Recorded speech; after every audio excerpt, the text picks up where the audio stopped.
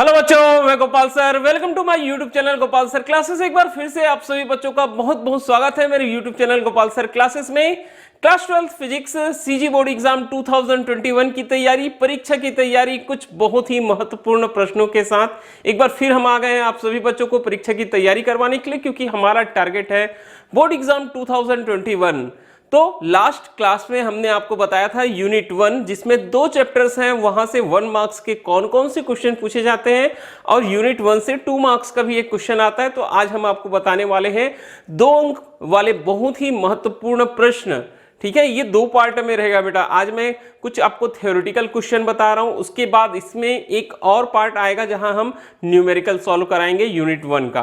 तो आज की क्लास में फिर से एक बार सुन लीजिए। यूनिट 1 में 2 चैप्टर्स हैं। चैप्टर नंबर 1 विद्युत आवेश और क्षेत्र, और चैप्टर नंबर 2 है स्थिर विद्युत विभव तथा धारिता। आज की क्लास में मैं आपको केवल 2 अंक वाले बहुत ही महत्वपूर्ण प्रश्न बताऊंगा जो थ्योरेटिकल क्वेश्चंस हैं। ठीक है, ये सारे के सारे क्वेश्चन मैं आपको बताने वाला हूं आज के क्लास में। इस वीडियो में आप शुरू से लेकर अंत तक बने रहेंगे ताकि आपको सारे प्रश्न बहुत अच्छे से समझ में आ जाए। आपको अगर इस क्लास का पीडीएफ चाहिए तो आप मुझे मैसेज कर सकते हैं। मैं अपना नंबर इस वीडियो में आपको कहीं ना कहीं आपको दे दूंगा। आप ध्यान से वीडियो देखते रहेंगे, मैं अपना नंबर जो है वो दे दूंगा। आप व्हाट्सएप में मुझे मैसेज करेंगे, मैं आपको पीडीएफ अवेलेबल करा दूंगा। तो चलिए एक बार फिर से करते हैं हम शुरुआत परीक्षा की तैयारी की। और मैंने बता दिया है बहुत ही जल्द से जल्द हो सकता है 15 से 20 तारीख के बीच सारे के सारे वीडियो अपलोड हो जाए। बहुत सारे वीडियोस हैं हमारे पास में, हम लगातार उनको अपलोड करते हुए चलेंगे। थोड़ी सी दिक्कत होती है बीच बीच में, इसलिए थोड़ा वीडियो लेट हो जाता है, मगर मेरी पूरी कोशिश रहेगी कि 20 तारीख के पहले पहले सारे के सारे वीडियो जितने इंपॉर्टेंट क्वेश्चन के हैं वो सारे के सारे अपलोड हो जाए। तो हमारे चैनल के साथ लगातार बने रहिए। चैनल को लाइक कीजिए, शेयर कीजिए, सब्सक्राइब कीजिए। वीडियो जितना ज़्यादा हो सके आप अपने दोस्तों के साथ में, अपने फ्रेंड्स के साथ में, अपने व्हाट्सअप ग्रुपेस में जितने भी आप लोगों के बच्चे लोगों के बने हुए उसमें वीडियो शेयर करते चलिएंगे।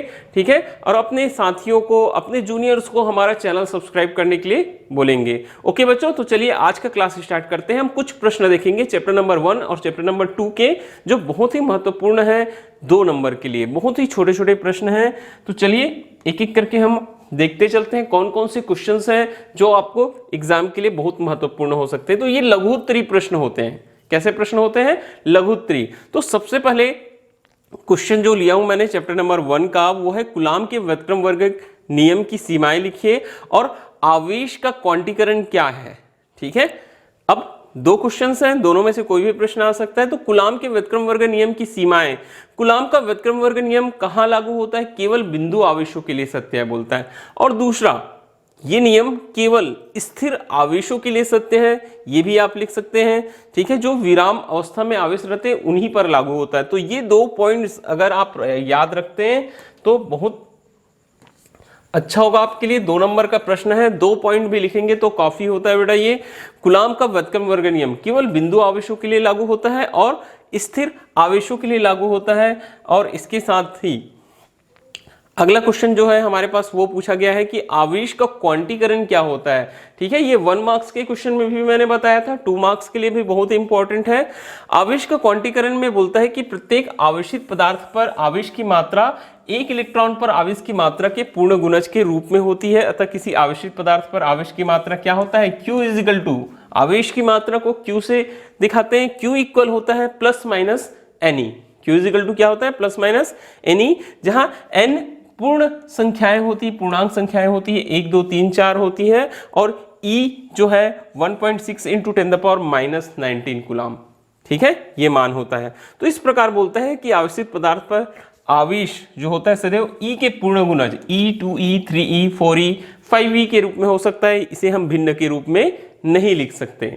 तो याद रखिएगा, जितना क्वेश्चन मैं बता रहा हूं सारे के सारे बहुत ही इंपॉर्टेंट है। सारे क्वेश्चंस देखते जाएंगे हम, थोड़ा सा शॉर्ट में आपको बताते चलते हैं कि कौन कौन से प्रश्न हैं जो आ सकते हैं एग्जाम में। ठीक है, नेक्स्ट क्वेश्चन आप देख सकते हैं, विद्युत आवेशों के मूलभूत गुण लिखिए। तो विद्युत आवेश के मूलभूत गुण 1 मार्क्स में भी आ सकता है। सबसे पहला होता है आवेश का क्वांटीकरण। आवेश का क्वांटीकरण Q is equal two plus minus Ne, ये मूलभूत गुण है, आवेश के क्वांटीकरण का गुण होता है। सेकंड नंबर होता है आवेश संरक्षण का सिद्धांत। आवेशों को ना तो उत्पन्न किया जा सकता है और ना ही नष्ट किया जा सकता है। मतलब यह है कि किसी पदार्थ पर जो आवेश का मान रहता है वो नियत या संरक्षित होता है। ठीक है, इसी में एक पॉइंट और लिख सकते हैं, विद्युत आवेश योज्य होता है। मतलब आवेशों को हम जोड़ सकते हैं। किसी भी पदार्थ में कुल आवेश उसके विभिन्न भागों में उपस्थित आवेशों के बीजीय योग के बराबर होता है, उसमें योज्यता का गुण पाया जाता है। तो विद्युत आवेशों के मूलभूत गुण भी एग्जाम में पूछे जा सकते हैं। आगे बढ़ेंगे।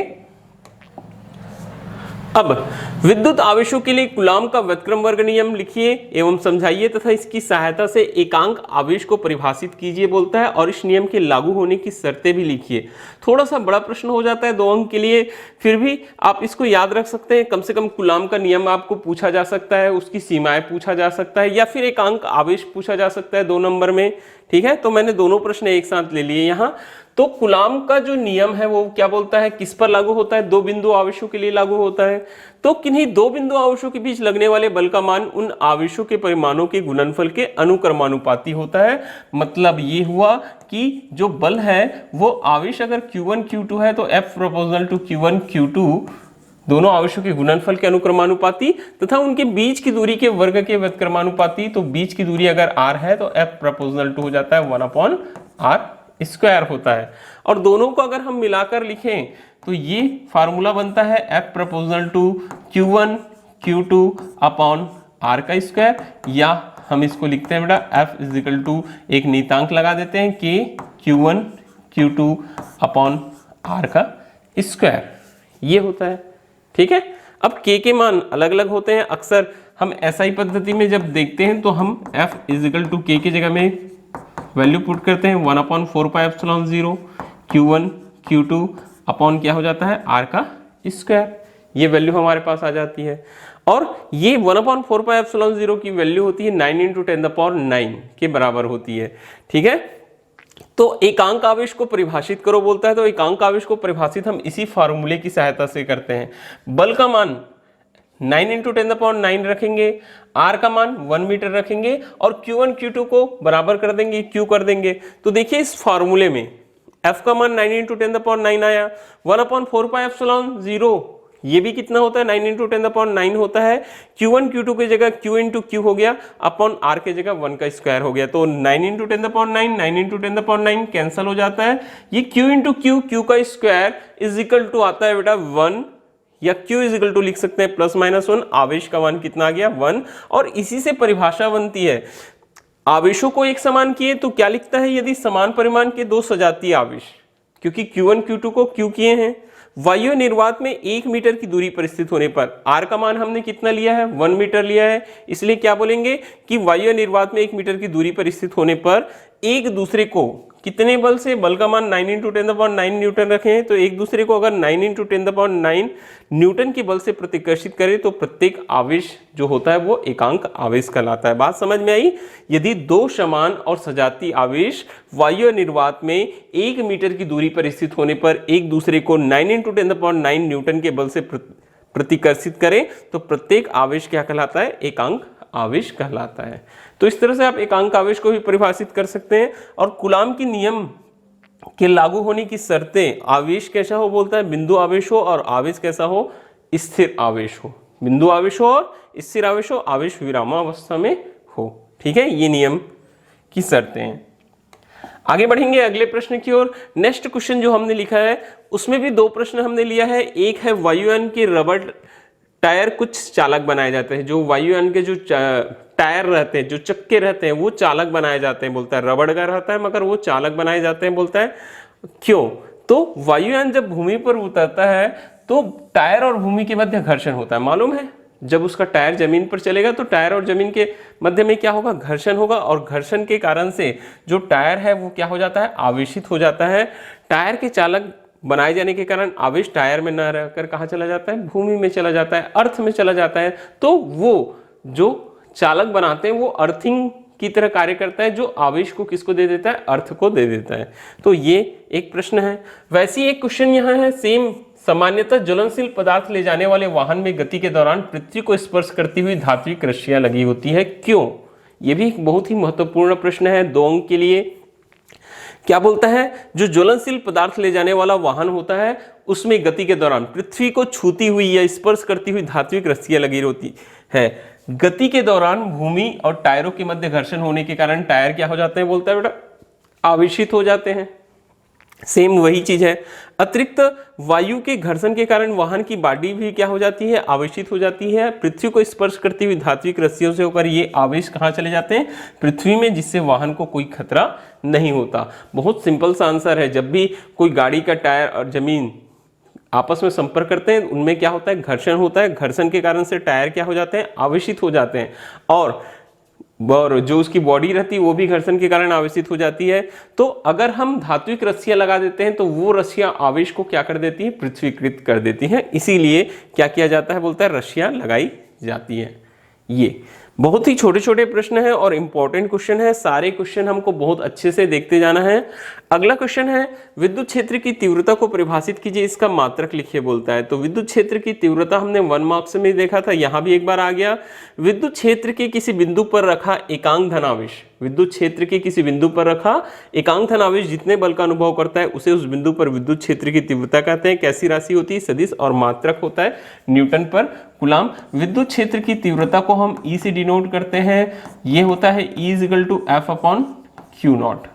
E = क्या होता है, F/Q0। Q0 को हम एकांक धनावेश या परीक्षण धनावेश बोलते हैं, ठीक है। और ये कुछ ऐसा होता है बेटा, अगर Q0 आवेश कितने बल का अनुभव कर रहा है, F का, इसलिए एकांक आवेश जो होता है F/Q0 बल का अनुभव करता है, और इसे हम क्या कहते हैं, विद्युत क्षेत्र की तीव्रता कहते हैं। सदिश राशि है, दिशा है इसलिए, और क्या चीज है, मात्रक, बल का मात्रक न्यूटन और आवेश का मात्रक हो जाता है कूलाम। आगे, विद्युत बल रेखाओं के कोई 4 गुण लिखिए, एक विलगित आवेश के कारण बल रेखाएं खींचिए, बोलता है, ठीक है।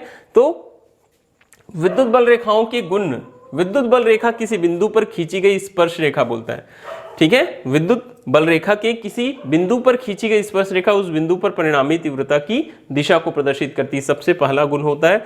दूसरा नंबर में, 2 बल रेखाएं एक दूसरे को कभी नहीं काटती। एक विलगित आवेश के कारण बल रेखाएं दिखाई गई है डायग्राम में, देखिए, एक धनावेश लिया है, बल रेखाएं कैसे निकलेगी, वहां से बाहर की ओर निकलेगी। विद्युत बल रेखाएं धनावेश से प्रारंभ होकर ऋणावेश पर समाप्त होती है। विद्युत बल रेखाएं सतत वक्र होती है, जो बीच में कभी भी नहीं टूटती है, बोलता है, ये बीच में टूटेगी नहीं। तो इस तरह से आप ये 3 या 4 उनके गुण याद करके रखिए, एग्जाम में ये भी पूछा जा सकता है आपको 2 नंबर के क्वेश्चन में, ठीक है। आगे बढ़ते हैं। विद्युत बल रेखा एक संतत वक्र होती है, अर्थात कोई क्षेत्र रेखा एकाएक नहीं टूट सकती, क्यों, रीजन। और दूसरा बोलता है, स्पष्ट कीजिए कि 2 क्षेत्र रेखाएं कभी भी एक दूसरे को नहीं काटती। अभी हमने देखा था, यदि क्षेत्र रेखाएं असंतत है तो जिस बिंदु पर वे टूटती है उस बिंदु पर विद्युत क्षेत्र अनुपस्थित होगा, जो कि संभव नहीं। अतः क्षेत्र रेखाएं कैसी होती है, बोलता है संतत, मतलब कॉन्टिन्यूअसली रहती है। विद्युत जो क्षेत्र रेखाएं होती है वो धन आवेश से प्रारंभ होती है और ऋण आवेश पर जाकर क्या होती है, समाप्त हो जाती है, ठीक है। और 2 विद्युत बल रेखाएं एक दूसरे को कभी नहीं काटती, रीजन साफ है, ये हमने 1 मार्क्स में भी देखा हुआ है। 2 विद्युत बल रेखाएं एक दूसरे को प्रतिच्छेद नहीं करती, क्योंकि यदि एक दूसरे को ये क्या करेगी, बोलता है, प्रतिच्छेद करेगी, तो प्रतिच्छेद बिंदु पर 2 स्पर्श रेखाएं खींची जा सकेगी। तो उस बिंदु पर विद्युत क्षेत्र की तीव्रता की कितनी दिशाएं होंगी, 2 दिशाएं होंगी, जो कि संभव नहीं है। अतः 2 बल रेखाएं एक दूसरे को प्रतिच्छेद नहीं करती। ये भी एक बहुत ही महत्वपूर्ण प्रश्न है, इसको भी आप अच्छे से तैयार करेंगे। आगे बढ़ते हैं। सारे आंसर मैंने पहले से यहाँ प्रिंटेड रूप में लिख कर रख दिए हैं, इसलिए मैं बहुत फास्ट आपको बता रहा हूँ। सारे क्वेश्चंस आप देख लीजिए और अच्छे से तैयार कीजिएगा, ठीक है। फिर क्वेश्चन है हमारे पास, विद्युत द्विध्रुव आघूर्णों को परिभाषित कीजिए, इसके उदाहरण लिखिए और विद्युत द्विध्रुव आघूर्ण का SI मात्रक लिखिए, बोलता है, और बताना है कि यह सदिश है अथवा अदिश, इसका विमेय सूत्र भी लिखना है। तो विद्युत द्विध्रुव आघूर्ण, विद्युत द्विध्रुव आघूर्ण क्या होता है, विद्युत द्विध्रुव के किसी एक आवेश और उनके बीच की दूरी के गुणनफल को विद्युत द्विध्रुव आघूर्ण कहते हैं। यदि विद्युत द्विध्रुव में आवेश +q -q है, बीच की दूरी कितनी हो, बोलता है 2l, तो विद्युत द्विध्रुव आघूर्ण को हम P से दिखाते हैं, एक आवेश q और बीच की दूरी 2l, तो P = 2ql। कई जगह a से भी दर्शाया जाता है, वो आपके ऊपर डिपेंड करता है, चाहे आप l लिखे चाहे आप a लिखे, बात वही होगी, ठीक है। मात्रक, मात्रक क्या हो जाता है, इसका SI मात्रक क्या होता है, बोलता है न्यूटन, न्यूटन। ये SI मात्रक क्या आएगा बेटा हमारे पास में, ये आएगा कूलाम मीटर। क्या आएगा, कूलाम मीटर। आवेश का मात्रक कूलाम और लंबाई का मात्रक क्या होता है, मीटर, तो कूलाम मीटर आएगा। कैसी राशि ये बोलता है, सदिश राशि है, और इसकी दिशा मैंने बोला है 1 मार्क्स के क्वेश्चन में भी बताया था, इसकी दिशा ऋण आवेश से कैसे होती है, धन आवेश की ओर होती है। ये आप हमेशा याद रखना, इसकी दिशा कैसे होती है, ऋण आवेश से धन आवेश की ओर होती है। और इसका विमीय सूत्र भी आप निकालिएगा। ठीक है, आगे बढ़ते हैं। नेक्स्ट क्वेश्चन, विद्युत फ्लक्स क्या है, विद्युत फ्लक्स कितने प्रकार का होता है, सिद्ध कीजिए कि विद्युत क्षेत्र के समांतर पृष्ठ से गुजरने वाला विद्युत फ्लक्स का मान क्या होता है, बोलता है 0 होता है। तो विद्युत फ्लक्स का विद्युत क्षेत्र में स्थित किसी क्षेत्रफल से अभिलंबित गुजरने वाली बल रेखाओं की संख्या को, विद्युत क्षेत्र में स्थित कोई भी क्षेत्रफल या बोल सकते हैं किसी पृष्ठ से अभिलंबित गुजरने वाली बल रेखाओं की संख्या को हम क्या कहते हैं, विद्युत फ्लक्स कहते हैं। इसे फाई ई से प्रदर्शित करते हैं। किससे दिखाया जाता है, इसको फाई ई से प्रदर्शित किया जाता है। विद्युत फ्लक्स 2 प्रकार के होते हैं, धनात्मक और ऋणात्मक। जब किसी पृष्ठ से गुजरने वाली बल रेखाएं बाहर की ओर जा रही हो तो विद्युत फ्लक्स क्या होता है, धनात्मक। पृष्ठ से लंबवत बाहर की ओर जाएगी तो धनात्मक होता है। और जब किसी पृष्ठ से गुजरने वाली बल रेखाएं अंदर की ओर आ रही हो तो विद्युत फ्लक्स क्या हो जाता है बेटा, ऋणात्मक हो जाता है। जो विद्युत फ्लक्स होता है वो ऋणात्मक हो जाता है। और यहाँ एक चीज और पूछता है कि विद्युत क्षेत्र के समांतर पृष्ठ से गुजरने वाले विद्युत फ्लक्स का मान 0 होता है। तो जब विद्युत क्षेत्र ई ds क्षेत्रफल वाले पृष्ठ के अभिलंब से थीटा कोण बनाए तो विद्युत फ्लक्स का मान होता है phi = E dot ds cos theta. अब पृष्ठ विद्युत क्षेत्र के समांतर है, पृष्ठ जो है विद्युत क्षेत्र के समांतर है, तो जो कोण बनता है वो किसके बीच में बनता है, विद्युत क्षेत्र और अभिलंब के बीच में। तो थीटा का मान कितना आ जाएगा, 90। पृष्ठ के समांतर है और अभिलंब के लंबवत है। ठीक है, ये तो थीटा का मान 90 आ जाएगा। Phi E = E ds cos 90, ये वैल्यू आ जाएगी बेटा 0। ओके, तो ये भी एक बहुत ही महत्वपूर्ण प्रश्न रहेगा। आगे बढ़ते हैं। फिर से स्थिर विद्युत आवरण का सिद्धांत समझाइए बोलता है। ठीक है, ये भी एक बहुत ही इंपॉर्टेंट क्वेश्चन है। एक समान, देखिए क्या होता है जब भी कोई गोलीय चालक होता है या कोई भी एक आवेशित चालक होता है तो ऐसे बोलता है कि एक समान गोली आवेशित कवच के अंदर, ठीक है, विद्युत क्षेत्र की तीव्रता कितनी होती है, 0 होती है। क्योंकि जो भी हम आवेश देते हैं वो कहाँ होता है, बाह्य पृष्ठ पर रहता है और बाह्य पृष्ठ पर समान रूप से क्या होता है, वितरित होता है। तो ऐसे ही जब भी कोई गोली कवच को कोई आवेश दिया जाता है तो आवेश कहाँ चला जाता है, उसके बाह्य पृष्ठ पर समान रूप से वितरित हो जाता है। अतः गुहिका में कोई आवेश नहीं होता जिससे विद्युत क्षेत्र की तीव्रता 0 होती है। यदि गुहिका के अंदर कोई वस्तु रख दें तो उस पर विद्युत क्षेत्र का कोई प्रभाव नहीं होता। किसी चालक में गुहिका के अंदर विद्युत क्षेत्र का प्रभाव 0 हो जाना ही स्थिर विद्युत आवरण कहलाता है। बहुत ही सिंपल सी बात है, कोई भी चालक हो जितना भी आवेश देते हैं उसके बाह्य पृष्ठ पर संपूर्ण रूप से वितरित हो जाता है, उसके अंदर विद्युत क्षेत्र नहीं होता। इसी ही हम क्या कहते हैं, स्थिर विद्युत आवरण कहते हैं। ठीक है, ये अगले क्वेश्चन की ओर आगे बढ़ते हैं। यहां देखिए, एक बिंदु आवेश Q के कारण बल रेखाएं खींचना है बोलता है। अब बल रेखाएं खींचना है, 2 हमको ऑप्शन दिया बेटा, एक दिया है Q <0 और एक दिया है Q <0। तो Q <0 अर्थात Q क्या है बोलता है, Q का मान कम है 0 से, मतलब ऋणात्मक है।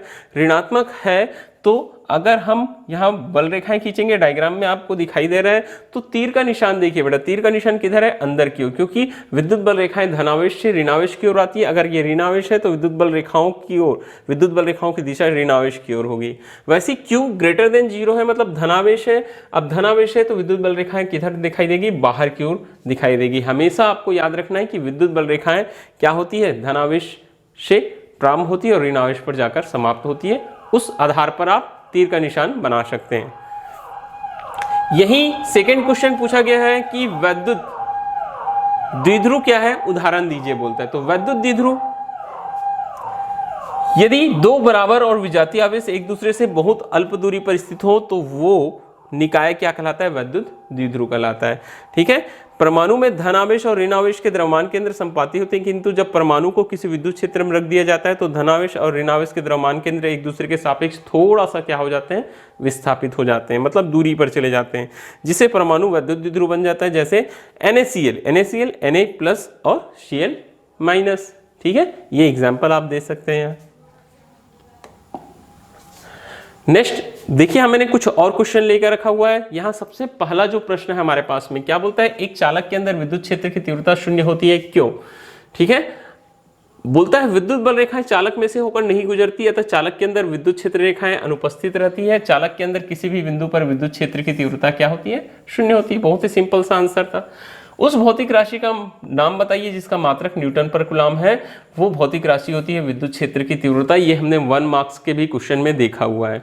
फिर लिखा है एक विलगित गोले को धनावेश दिया जाता है, उसका द्रव्यमान बढ़ेगा अथवा घटेगा, क्यों? विलगित गोले को धनावेश देने पर उसमें से कुछ इलेक्ट्रॉन निकल जाते हैं, तो गोले का द्रव्यमान कुछ क्या हो जाता है? कम हो जाता है। इसी में नेक्स्ट क्वेश्चन है आप एक कार से जा रहे हैं, बिजली गिरने वाली है, आप अपने आप को सुरक्षित करने के लिए क्या करेंगे? जब भी हम कार से सफर करते हैं और बिजली गिरने वाली होती तो कार के सारे खिड़कियां अच्छे से क्या कर लेनी चाहिए? बंद कर लेनी चाहिए। ठीक है, कार की खिड़की को बंद करके कार में बैठे रहेंगे। यदि बिजली गिरती है तो संपूर्ण आवेश कार के बाह्य पृष्ठ पर रहेगा। ठीक है, जिससे हम क्या रहेंगे? सुरक्षित रहेंगे। फिर बोलता है अत्यधिक आवेशित धातु के पिंजरे के अंदर स्थित आदमी को बिजली का झटका नहीं लगता, क्यों? एक अत्यधिक आवेशित धातु का पिंजरा है, उसके अंदर बैठे व्यक्ति को बिजली का झटका नहीं लगता। सेम रीजन है, अत्यधिक आवेशित धातु के पिंजरे के अंदर स्थित आदमी को बिजली का झटका नहीं लगता, क्योंकि पिंजरे का संपूर्ण आवेश उसके बाह्य पृष्ठ पर रहता है, अंदर पर कोई आवेश या विद्युत क्षेत्र नहीं होता। ऐसे ही प्रश्न है स्थिर विद्युत बल गुरुत्वाकर्षण बल में समानता और असमानता बताइए, बोलता है। तो समानताएं में सबसे पहले चीजें हैं, दोनों बल व्युत्क्रम वर्ग नियम का पालन करते हैं, ये समानता होती है। दोनों बल निर्वात में भी कार्य करते हैं। दोनों बल संरक्षी बल है, अतः इनके द्वारा किया गया कार्य पथ पर निर्भर नहीं करता। दोनों बल कैसे बल है? केंद्रीय बल है। ये तो समानताएं हो गई। वैसी असमानताएं, आवेशों के मध्य लगने वाला स्थिर विद्युत बल आकर्षण या प्रतिकर्षण बल होता है, जबकि गुरुत्वाकर्षण बल सदैव क्या होता है? आकर्षण बल होता है। ये सबसे बड़ा डिफरेंस होता है। जो स्थिर विद्युत बल है होता है वह आकर्षण प्रतिकर्षण दोनों होता है, मगर गुरुत्वाकर्षण बल सदैव कैसा होता है? आकर्षण। दूसरा, स्थिर विद्युत बल का मान आवेशों के बीच के माध्यम पर निर्भर करता है, जबकि गुरुत्वाकर्षण बल का मान पिंडों के बीच के माध्यम पर निर्भर नहीं करता है। ये चीज भी याद रखना। स्थिर विद्युत बल प्रबलतम होता है, जबकि गुरुत्वाकर्षण बल कैसा होता है? बोलता है क्षीण होता है। तो ये कुछ समानताएं और असमानताएं हैं, वो भी आप याद रख सकते हैं। जितने क्वेश्चंस बता रहे हैं वो सारे के सारे आप अपने दिमाग में रखते चलिएंगे। ठीक है, नेक्स्ट क्वेश्चन है हमारे पास, परावैद्युतांक की परिभाषा लिखिए, बोलता है। ठीक है, अब परावैद्युतांक की परिभाषा लिखना है हमको। तो परावैद्युतांक की परिभाषा, वायु या निर्वात में निश्चित दूरी पर रखे दो आवेशों के मध्य लगने वाला बल F1 और उतनी ही दूरी पर रखे दो आवेशों के बीच लगने वाला, ठीक है, किसी माध्यम में उतनी ही दूरी पर रखे दो आवेशों के बीच लगने वाले बल F2 के अनुपात को माध्यम का परावैद्युतांक या आपेक्षिक विद्युतशीलता कहते हैं। ये हमने 1 मार्क्स के क्वेश्चन में भी आपको बताया था। सेम क्वेश्चंस रिपीट हो रहे हैं। तो माध्यम का परावैद्युतांक K इक्वल टू होता है बेटा F1/F2, और दूसरी परिभाषा भी लिख सकते हैं, किसी माध्यम का परावैद्युतांक उस माध्यम की निरपेक्ष विद्युतशीलता और वायु या निर्वात की निरपेक्ष विद्युतशीलता के अनुपात के बराबर हो सकती है। यहां मैं लिख सकता हूं K इक्वल टू, ठीक है, माध्यम की निरपेक्ष विद्युतशीलता एप्सिलॉन अपॉन वायु निर्वात की निरपेक्ष विद्युतशीलता एप्सिलॉन 0 के अनुपात के बराबर होती है। वैसी सेम है यहाँ, ठीक है, वायु निर्वात में दो आवेशों के मध्य लगने वाले बल तो F1 ले लिए और उतनी दूरी पर रखे दो आवेशों के बीच माध्यम, ठीक है, माध्यम में उतनी दूरी पर रखे दो आवेशों के मध्य लगने वाला बल F2 है। तो ये माध्यम का क्या कहलाता है बेटा? परावैद्युतांक कहलाता है। ठीक है, इसी में पूछता है कि किसी वैद्युत द्विध्रुव को एक समान विद्युत क्षेत्र में रखने पर नेट बल का मान कितना होता है? कितना होता है नेट बल का मान? 0 होता है। क्या किसी माध्यम का परावैद्युतांक 1 से कम हो सकता है? तो आंसर आएगा बेटा नहीं। ठीक है, आगे बढ़ते हैं। फिर से वही चीज आ गया। ज्वलनशील पदार्थों को ले जाने वाले वाहनों को हमेशा धात्विक चेनों से जुड़े हुए रखा जाता है, जिससे गति के समय पृथ्वी के संपर्क में रखा जाता है। क्यों? गति के दौरान टायर और जमीन के मध्य घर्षण से टायर आवेशित हो जाता है, साथ ही साथ वायु के घर्षण के कारण वाहनों की बॉडी भी आवेशित हो जाती है। पृथ्वी से जुड़े हुए धात्विक चेनों के द्वारा ये आवेश पृथ्वी में चले जाते हैं और जिससे वाहन सुरक्षित रहते हैं। इस प्रकार ट्रेन के डिब्बों को भी चालक स्टील नेटवर्क द्वारा पृथक्कृत किया जाता है। ये रीजन आपको लिखना है। ये क्वेश्चन मैंने अभी और बताया था थोड़ी देर पहले। तो ये कुछ इंपॉर्टेंट क्वेश्चन है जो चैप्टर नंबर 1 से है। इसके बाद हम देखते हैं चैप्टर नंबर 2 के भी कुछ प्रश्न। ओके, तो चलिए कुछ क्वेश्चन हम देखते हैं चैप्टर नंबर 2 से भी। चैप्टर नंबर 2 से भी कुछ छोटे छोटे प्रश्न हैं जो 2 अंकों में पूछे जा सकते हैं। तो 2 अंक के लिए यहाँ कुछ लघुत्तरी प्रश्न हमने फिर से लेके चला हुआ है। सबसे पहला प्रश्न है कि विद्युत विभव किसे कहते हैं? यह अदिश राशि है या सदिश राशि। तो विद्युत विभव की परिभाषा 1 मार्क्स में भी देखे थे, यहाँ भी एक बार आ गया। एकांक धन आवेश को कहाँ से बोलता है? अनंत से। जो एकांक धन आवेश होता है उसे अनंत से विद्युत क्षेत्र के किसी बिंदु तक लाने के लिए जितना कार्य करना पड़ता है उसे उस बिंदु का विद्युत विभव कहते हैं। ठीक है। यदि Q आवेश को बोलता है अनंत से विद्युत क्षेत्र के किसी बिंदु तक लाने के लिए हमको W कार्य करना पड़े तो उस बिंदु का विद्युत विभव V इक्वल टू क्या होता है? W/Q होता है। यहाँ अगर हम मात्रक की बात करें तो मात्रक भी लिख सकते हैं। क्या होगा? V का मात्रक, जो V है उसका मात्रक हम यहाँ से निकाल सकते हैं। W का मात्रक होता है कार्य का मात्रक जूल और आवेश का मात्रक होता है कूलाम। तो ये हो जाता है जूल पर कूलाम, या इसी को हम बोलते हैं वोल्ट। क्या बोलते हैं बेटा? हम वोल्ट कहते हैं। बात आपको समझ में आई? किसी भी एकांक धन आवेश को बोलता है कहां से? अनंत से विद्युत क्षेत्र के किसी बिंदु तक लाने में जो किया गया कार्य होता है वो उस बिंदु का विद्युत विभव कहलाता है। यहां हमने आवेश Q लिया, किया गया कार्य W लिया, तो V इक्वल टू W/Q, मात्रक होता है जूल पर कूलाम या वोल्ट। ठीक है। और कैसी राशि है? अदिश राशि है। क्यों अदिश राशि है? क्योंकि विभव की गणना हम कार्य से कर रहे हैं, कार्य एक अदिश राशि है, इसलिए विद्युत विभव भी क्या होगा? अदिश राशि होगा। आगे बढ़ेंगे। पृथ्वी के विभव को शून्य माना जाता है, क्यों बोलता है? पृथ्वी का जो विभव है उसे क्या मानते हैं? शून्य क्यों मानते हैं? धनात्मक विभव और ऋणात्मक विभव से क्या तात्पर्य? तो पृथ्वी इतना विशाल चालक है कि उसे कुछ आवेश देने या उससे कुछ आवेश लेने से उसके विभव में कोई विशेष अंतर नहीं आता है, अतः पृथ्वी के विभव को शून्य माना जाता है। यदि किसी वस्तु का विभव पृथ्वी के विभव से अधिक है तो उस विभव को हम धनात्मक विभव, किंतु यदि वस्तु का विभव पृथ्वी के विभव से कम है तो उसके विभव को हम ऋणात्मक विभव मान सकते हैं। तो क्लियर है ये भी बात कि पृथ्वी के विभव को शून्य क्यों माना जाता है? रीजन साफ है बेटा। पृथ्वी क्या होता है? बोलता है एक विशाल चालक है, अगर उससे कुछ आवेश लेते हैं या कुछ आवेश देते हैं तो उसके विभव में कोई परिवर्तन नहीं होता, पृथ्वी के विभव को शून्य माना जाता है। अगर किसी वस्तु का विभव पृथ्वी के विभव से अधिक है तो धनात्मक और कम है तो ऋणात्मक विभव बोल सकते हैं। ठीक है। आगे बढ़ते हैं। यहाँ एक प्रश्न फिर से हमारे पास, एक समांतर प्लेट संधारित्र को बैटरी से आवेशित करके बैटरी हटा दिया जाता है, यदि प्लेटों के बीच की दूरी कम कर दिया जाए तो आवेश और प्लेटों के बीच में विभवांतर पर क्या प्रभाव पड़ेगा? बोलता है आवेश की मात्रा उतनी ही रहेगी, बैटरी हटा लेने पर आवेश की मात्रा में परिवर्तन नहीं होगा, उतनी ही रहेगी, किंतु प्लेटों के बीच की दूरी कम हो जाए तो धारिता क्या हो जाती है? बोलता है बढ़ जाएगी, और धारिता बढ़ेगी तो विभवांतर क्या हो जाएगा? कम हो जाएगा। विभवांतर क्या हो जाएगा? कम हो जाएगा। ठीक है, ये चीज याद रखना। फिर संधारित्र के दो उपयोग लिखना है हमको। संधारित्र के दो उपयोग रहता है, आवेश संग्रहित करने में, वो आवेश को क्या करता है? स्टोर करता है, तो संग्रह करने में। दूसरा मान होता है प्रत्यावर्ती धारा परिपथ में धारा कम करने में। ये दो उपयोग याद रखिएगा, एग्जाम में आ सकता है। ऐसे प्रश्न जहां दो चीजों के बारे में पूछता है वो 2 मार्क्स के लिए बहुत ही इंपॉर्टेंट होता है, तो संधारित्र के दोनों उपयोग याद रखेंगे आप। फिर लिखता है एक प्रश्न है, एक समांतर प्लेट संधारित्र को बैटरी से आवेशित करके बैटरी हटा दी जाती है, यदि प्लेटों के बीच की दूरी कम कर दिया जाए तो आवेश और प्लेटों के बीच विभवांतर में क्या परिवर्तन होगा? सेम क्वेश्चन है, वही विभवांतर घटेगा, आवेश वही रहेगा। ठीक है, आगे बढ़ेंगे नेक्स्ट क्वेश्चन की ओर। अगला प्रश्न है, दर्शाइए कि समविभव पृष्ठ, जो समविभव पृष्ठ है पर एकांक धनावेश को एक बिंदु से दूसरे बिंदु तक ले जाने में कोई कार्य नहीं करना पड़ता। समविभव पृष्ठ के प्रत्येक बिंदु पर विभव का मान कैसा होता है? समान होता है, अतः किन्हीं भी दो बिंदुओं के बीच विभवांतर शून्य होगा। कार्य बराबर होता है विभवांतर गुना आवेश। विभवांतर 0 है तो 0 गुना आवेश कितना हो जाएगा? 0। इस तरह से बता सकते हैं कि समविभव पृष्ठ पर एकांक धनावेश को एक बिंदु से दूसरे बिंदु तक ले जाने के लिए कोई कार्य नहीं करना पड़ता। ठीक है, फिर किसी चालक के विभव को प्रभावित करने वाले कारकों के नाम लिखिए। ये कारक किस प्रकार विभव को प्रभावित करते हैं? बोलता है तो चालक के विभव को प्रभावित करने वाले कारक में सबसे पहला नंबर आता है बेटा आवेश की मात्रा। आवेश की मात्रा, किसी चालक को जितना अधिक आवेश दिया जाता है उसका विभव भी उतना ही क्या होता है? अधिक होता है। रीजन साफ है, Q प्रोपोर्शनल टू होता है V। आवेश जितना अधिक होगा विभव का मान भी उतना ही अधिक होगा।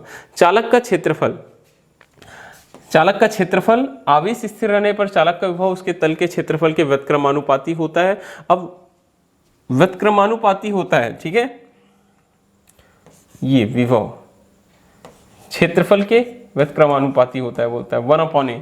ठीक है, तो व्युत्क्रमानुपाती होता है तो क्षेत्रफल बढ़ा देने पर क्या हो जाएगा? क्षेत्रफल अगर अधिक होगा तो विभव कम हो जाएगा। ठीक है, आवेशित चालक के समीप अन्य चालक की उपस्थिति पर, आवेशित चालक के समीप अन्य चालक लाने पर आवेशित चालक का विभव क्या हो जाता है? कम हो जाता है। चालक के समीप चालक के परितः माध्यम पर चालक के परितः वायु के अतिरिक्त अन्य माध्यम होने पर उसका विभव क्या हो जाता है, कम हो जाता है। तो ये कुछ पॉइंट्स हैं जो आप याद रख सकते हैं। यहाँ आगे बढ़ेंगे बेटा हम नेक्स्ट क्वेश्चन की ओर। अगला प्रश्न हमारे पास में समविभव पृष्ठ से आप क्या समझते हैं, इसके गुण लिखिए। तो समविभव पृष्ठ वह पृष्ठ होता है जिसके प्रत्येक बिंदु पर विभव कैसा होता है, एक समान होता है। अब गुणों की बात करें तो पृष्ठ के प्रत्येक बिंदु पर विभव एक समान होता है, यही पहला गुण हो गया। दूसरा, एकांक धनावेश को इस पृष्ठ के एक बिंदु से दूसरे बिंदु तक ले जाने में कोई कार्य नहीं करना पड़ता। विद्युत बल रेखाएं समविभव पृष्ठ के अभिलंबवत होती है, दो समविभव पृष्ठ एक दूसरे को कभी नहीं काटते। तो ये कुछ अच्छे पॉइंट्स हैं जो याद रखना। गुण एक बार फिर से सुनिएगा। पृष्ठ के प्रत्येक बिंदु पर विभव एक समान होता है, एकांक धनावेश को एक बिंदु से दूसरे बिंदु तक लेकर जाने में कोई कार्य नहीं करना पड़ता। विद्युत बल रेखाएं समविभव पृष्ठ के अभिलंबवत होती है, दो समविभव पृष्ठ एक दूसरे को कभी नहीं काटते। ठीक है। एक और बहुत ही महत्वपूर्ण प्रश्न है, किसी विलगित गोली चालक की धारिता उसकी त्रिज्या के अनुक्रमानुपाती होती है, ये सिद्ध करना, या किसी विलगित गोली चालक की धारिता के लिए क्या निकालना है, बोलता है व्यंजक। तो देखिए यहाँ हमने एक गोली चालक लेकर रखा हुआ है जिसकी केंद्र O है, त्रिज्या कितनी है, R है, त्रिज्या R है। बोलता है मान लो एक गोली चालक है, A नाम दे दिया है, जिसकी त्रिज्या R है, इसे प्लस Q आवेश दिया जाता है। कितना आवेश दिया जाता है, इसको प्लस Q आवेश दिया जाता है। अब प्लस Q आवेश दिया जाएगा तो आवेश इसके बाह्य पृष्ठ पर समान रूप से क्या हो जाएगा, वितरित हो जाएगा। ये प्लस Q, चारों ओर प्लस Q आवेश क्या हो जाएगा, समान रूप से वितरित हो जाएगा। ठीक है। स्पष्ट है चालक का पृष्ठ समविभव पृष्ठ होगा, अतः विद्युत बल रेखाएं गोली चालक के पृष्ठ के कैसे निकलेगी, लंबवत बाहर की ओर। ये विद्युत बल रेखाएं जो तीर का निशान आपको दिखाई दे रहा है बाहर की ओर जा रही है, ये क्या चीज है, विद्युत बल रेखाएं। अब सबसे पहले केंद्र O से होकर आती प्रतीत होती है, फलस्वरूप यह गोला इस प्रकार व्यवहार करेगा जैसे संपूर्ण आवेश इसके कहाँ हो, बोलता है केंद्र पर केंद्रित हो। तो चालक की केंद्र पर विभव निकालना बेटा, V = 1/4πε0 Q/R। अब सूत्र C = Q/V में मान रख देंगे, तो C = Q, V का मान आया Q/4πε0R। Q क्या हो जाएगा, यहाँ से कैंसल, 4πε0R ऊपर चला जाएगा। तो फार्मूला बनता है C = 4πε0R या C∝R, मतलब गोली चालक की विद्युत धारिता उसकी त्रिज्या के अनुक्रमानुपाती होती है। ये भी एक बहुत छोटा प्रश्न है और इंपॉर्टेंट क्वेश्चन है, और यहाँ से न्यूमेरिकल्स भी पूछे जाते हैं। तो अब हम नेक्स्ट वीडियो क्लास में, वीडियो लेक्चर में चैप्टर नंबर 1 और चैप्टर नंबर 2 के कुछ न्यूमेरिकल्स करेंगे, क्योंकि 2019 और 20 में 2 नंबर में न्यूमेरिकल ही पूछा गया था। वो आपको नेक्स्ट क्लास में मिलेगा, नेक्स्ट वीडियो लेक्चर में मिलेगा। ये सारे प्रश्न भी आप देख सकते हैं, थ्योरेटिकल क्वेश्चन है, कुछ छूट न जाए, यही मेरा उद्देश्य है। इसीलिए मैं ये सारे के सारे क्वेश्चन आप सभी बच्चों के लिए लेकर आया हूँ। अगर इन सारे क्वेश्चंस की अगर आपको PDF चाहिए तो आप मुझे मेरे नंबर 9993198819 पर व्हाट्सएप पर अपना नाम, स्कूल का नाम, अपने शहर जिले का नाम लिखकर मैसेज करेंगे तो मैं आपको PDF अवेलेबल करा दूंगा। ठीक है। और बोर्ड एग्जाम की तैयारी में मन से भिड़ जाइए, क्योंकि बोर्ड एग्जाम आपके होने हैं और ऑफलाइन मोड पर ही होंगे, और अच्छे से तैयारी करेंगे तो आपको अच्छे मार्क्स जरूर मिलेंगे। आप हमारे चैनल के साथ बने रहिए, हमारे चैनल को लाइक कीजिए, सब्सक्राइब कीजिए, ठीक है, शेयर कीजिए वीडियोस को अपने फ्रेंड्स के साथ, अपने जूनियर के साथ, ज़्यादा से ज़्यादा चैनल सब्सक्राइब करने के लिए बोलिए। ओके बच्चों, थैंक यू। तैयार रहिए एक और वीडियो के लिए, जहां हम यूनिट 1 में चैप्टर नंबर 1, चैप्टर नंबर 2 के न्यूमेरिकल्स, बहुत ही कम न्यूमेरिकल्स हैं, छोटे छोटे न्यूमेरिकल्स जो 2 मार्क्स में आ सकते हैं, वो मैं आपको सॉल्व करवाऊंगा। Okay, thank you.